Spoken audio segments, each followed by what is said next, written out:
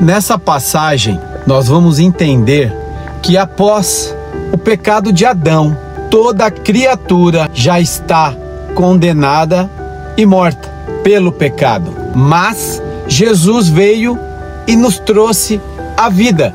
Quando conhecemos Jesus, voltamos para Deus e recebemos a vida nova. Aqui em Romanos, concluindo da mesma forma como o pecado ingressou no mundo por meio de um homem e pelo pecado a morte, assim também a morte foi legada a todos os seres humanos, porquanto todos pecaram, porque antes de ser promulgada a lei, o pecado já estava no mundo.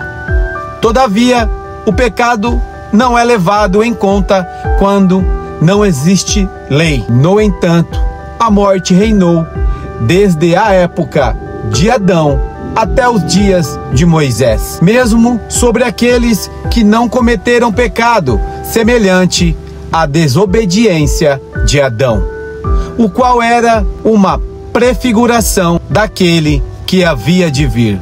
Contudo, não há comparação entre o dom gratuito e a transgressão, pois se muitos morreram por causa da desobediência de um só, muito mais a graça de Deus e o dom pela graça de um só homem, Jesus Cristo, transbordou para multidões. Por isso, não se pode comparar a graça de Deus com a consequência do pecado de um só homem. Porquanto o julgamento derivou de uma só ofensa, que resultou em condenação. Mas o dom gratuito veio de muitas transgressões e trouxe a justificação. Pois, se pela transgressão de um só homem a morte reinou por meio desse, muito mais os que receberam de transbordante provisão da graça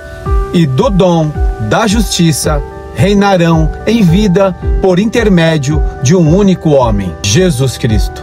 Portanto, assim como uma só transgressão terminou na condenação de todos os seres humanos, assim, igualmente, um só ato de justiça ressuscitou na justificação que traz vida a todos os homens. Sendo assim, como por meio da desobediência de um só homem, muitos se tornaram pecadores, assim também, por intermédio da obediência de um único homem, muitos serão justos.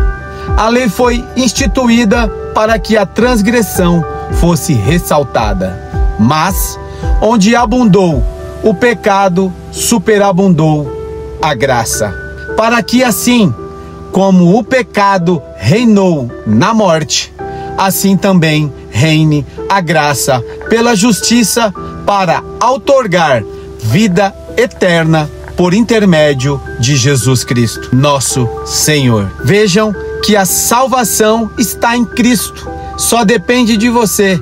Se quiser vida nova, volte para Jesus. Só Ele pode te conectar com Deus Pai.